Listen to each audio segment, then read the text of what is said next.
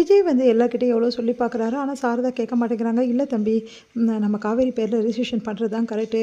அப்போ தான் அவங்க சும்மா இருப்பாங்க. இல்லைன்னா பெரிய பிரச்சனை பண்ணாலும் பார்த்துக்கலாம்." அப்படின்னு சொல்கிறாங்க. அது வந்து அத்தை சொன்னா கேளுங்க. பிரச்சனை பண்ணுவாங்களே அப்படின்னு. பிரச்சனை பண்ணுறதுக்காக நான் பயப்பட மாட்டேன். யாருக்காகவும் பயப்பட வேண்டிய அவசியம் இல்லை. என் பசங்களுக்கு சேர வேண்டியதை நான் கண்டிப்பாக வாங்கி கொடுப்பேன். அதனால அவங்க என்ன பண்ணுறாங்கன்னு நானும் பார்த்துக்கிறேன். நீங்கள் கிளம்புங்க தம்பி அப்படின்னு சொன்னாங்க. சரிங்க அத்தை, நான் உங்ககிட்ட சொல்கிறேன், கிளம்புறேன். என்ன சொல்ல போகிறீங்க? இந்த விஷயத்த சொல்ல வேணாம், சும்மா வெளியே போயிட்டு வரோன்னு சொல்லலாம் அப்படின்னு சொல்லிட்டு, நாங்கள் ஒரு 2 மணி நேரம் வெளியே போயிட்டு வரோம் அப்படின்னு சொல்லிட்டு விஜய் வந்து சொல்கிறாரு. எங்களுக்கு தெரியாதா நீங்கள் எங்கே போகிறீங்கன்னு சொல்லிட்டு, இந்த வீடை வேறு பேரில் மாற்றணும், அதுக்காக தான் போகிறீங்க அப்படின்னு கிருஷ்ணா வந்து சொல்கிறாரு. அதை கேட்டு எல்லாம் அதிர்ச்சி அடைகிறாங்க. உடனே வந்து எங்களுக்கு எப்படி தெரியும்னு பார்த்தீங்கன்னா, எங்களுக்கு எல்லாமே தெரியும். அது மட்டும் கிடையாது, இந்த வீடை நீங்கள் வந்து யாருக்கும் வாடகை விடவோ இல்லை வந்து விற்கவோ முடியவே முடியாது. ஏன் முடியாது அப்படி சொல்லிட்டு கேட்டோன்னே, ஏன்னா நாங்கள் ஸ்டே வாங்கி வச்சுருக்கோம், இந்த வீட்டு பேரில் ஸ்டே இருக்குது பாருங்கள், கோர்ட் ஆர்டர் அப்படி சொல்லிட்டு கொடுக்குறாங்க. அதை பார்த்துட்டு எல்லாருமே அதிர்ச்சி அடைகிறாங்க. உடனே விஜய் அதை எடுத்து பார்க்குறாரு. பார்த்துட்டு அதில் அந்த மாதிரி தான் எழுதியிருக்கு.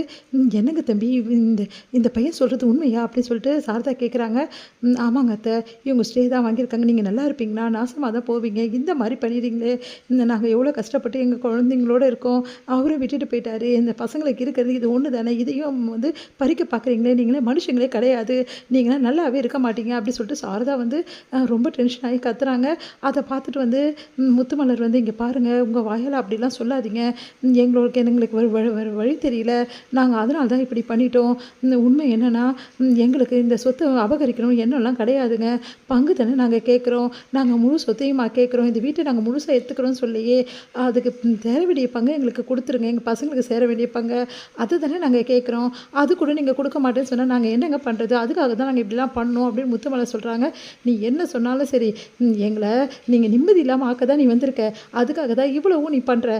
நீ எல்லாம் நல்லாவே இருக்க மாட்ட, உன் பசங்கள்லாம் வந்து நல்லா இருக்கணும் தானே இவ்வளவும் பண்ணுற, ஆனால் உங்கள் பசங்க நல்லாவே இருக்காது, எங்கள் வயிற்று வச்சு கொட்டோம். ஐயோ இப்படிலாம் பேசாதீங்க, என் பசங்களை பற்றி. அம்மா நீ சும்மா இருமா, அவங்க சாப்பிட விட்டா நாங்கள் நல்லா இல்லாமல் போயிடுவோம்மா, பார்த்துக்கலாமா, விடுமா அப்படின்றாங்க கிருஷ்ணா. அதை கேட்டுட்டு வந்து, நீ அமைதியாக இருடா அப்படின்றாங்க. வேணாம் சாரதா, சொன்னா கேளு, எதுக்கு இதெல்லாம் அப்படின்னு சொல்லிட்டு பாட்டி சொல்கிறாங்க. நீங்கள் அமைதியாக இருங்க, அவங்களுக்கு சப்போர்ட் பண்ணுறீங்களா அப்படின்னு. ஐயோ நான் எதுவும் சொல்லலையேம்மா அப்படின்றாங்க. நீங்கள் அமைதியாக இருந்துட்டிங்கன்னா உங்களுக்கு நல்லது, இதெல்லாம் கொஞ்சம் கூட சரிப்பட்டு வராது, இவங்கெல்லாம் திருந்தவே மாட்டாங்க, இவங்கனமோ ஒன்றும் பிரச்சனை இல்லை, இவங்க பாவம் அப்படின்னு சொல்லிட்டு உள்ளே சேர்த்திங்கல்ல, பார்த்தீங்களே வேணா என்ன வச்சுருக்காங்கன்னு தம்பி அப்படி சொன்னோன்னே, உடனே வந்து நீங்கள் இப்படி பண்ணுவீங்கன்னு எதிர்பார்க்கலாங்க, இந்தளவு பண்ணியிருக்கீங்க, ஏன் வந்தோடனே இந்த மாதிரி ஸ்டே வாங்கியிருக்க விஷயத்த சொன்னான்னா இந்தளவு போயிட்டு இப்போ சொல்கிறீங்க அப்படி விஜய் கேட்குற. தம்பி நாங்கள் வந்தோன்னு சொன்னால் உங்களுக்கு ஒரு மாதம் இருக்கும்ல, அதனால தான் நாங்கள் இப்போ சொல்கிறோம், அதுவும் நீங்கள் இப்போ வீட்டை விற்க போகிறீங்கன்ற முடிவு எடுத்ததால் தான் நாங்கள் சொன்னோம் அப்படின்னு சொல்லிட்டு முத்துமலை சொல்கிறாங்க. அதை கேட்டு விஜய் வந்து என்ன பண்ண திறமை தவிக்கிறாரு. எல்லாருமே வந்து பேச, இவங்க பேச, அந்த குடும்பம் பேச, 2 குடும்பமும் பார்த்து பேசிகிட்டே இருக்காங்க. இதுக்கு ஒரு தீர்வே இல்லாமல் போயிட்டுருக்கு. அதனால் விஜய் வந்து உடனே, அத்தை ஒரு நிமிஷம் உங்ககிட்ட பேசணும் அப்படின்னாங்க. என்ன தம்பி அப்படின்னு. நீங்கள் வாங்க அத்தை அப்படி சொல்லிட்டு கூட்டிகிட்டு போகிறாரு. இங்கே பாருங்க அத்தை, தேவையில்லாத பிரச்சனை எதுக்கு? 2 வீட்டு சைடு பேச பிரச்சனை தான் பெருசாகணும், நம்ம இப்படியே சண்டை போட்டுட்டு இருக்க முடியுமா? அதுவும் கரெக்டு தான் தம்பி, ஆனால் அந்த அவங்க பண்ண வேலைக்கு நான் கோவமாக வருது தம்பி, என்னால் முடியல தம்பி அப்படின்னோடனே, இங்கே பாருங்க அத்தை, நான் சொல்கிறது ஒரு நிமிஷம் கேட்பீங்களா? சொல்லுங்கள் தம்பி, என்ன சொன்னாலும் நான் கேட்குறேன் அப்படின்னோடனே, உடனே நிவீனும் வந்துடுறாரு. ஆமாத்த, கொஞ்சம் அமைதியாக இருங்க ப்ளீஸ் அப்படின்னு நிவீனும் சொல்கிறாரு. இங்கே பாருங்கள், நாங்கள் சொல்கிறது வந்து கொஞ்சம் கேளுங்க, இந்த வீட்டை பூட்டிடலாம், அதுக்கப்புறம் நம்ம ஊருக்கு போயிடலாம், எதுவாக இருந்தாலும் ஊரில் போய் பேசிக்கலாத்த அப்படின்னோடனே, என்ன தம்பி இப்படி சொல்கிறீங்க, நம்ம வீடு விற்க தான் நீங்கள் வந்தோம், அதான் நடக்கலையே, வேறு என்ன பண்ணுறது அப்படின்னு நிவீன் சொல்கிறாரு. உடனே வந்து விஜய் வந்து, ஆமாம் எதுவுமே நடக்காத போது நம்ம இங்கே எதுக்கு அத்தை இருக்கணும், தேவையில்லாமல் நீங்களும் அவங்களும் சண்டை போட்டுக்கிட்டே இருந்தால் நல்லாவா இருக்குது, அவங்க வேறு ஸ்டே வாங்கிட்டாங்க, இதுக்கப்புறம் வீடு விற்க முடியாது, அதுக்காக அவங்க ஸ்டே வாங்கினா இந்த வீடு விற்கவே முடியாதா? அப்போ இந்த வீடு விற்கவே முடியாதுன்றீங்களா தம்பி?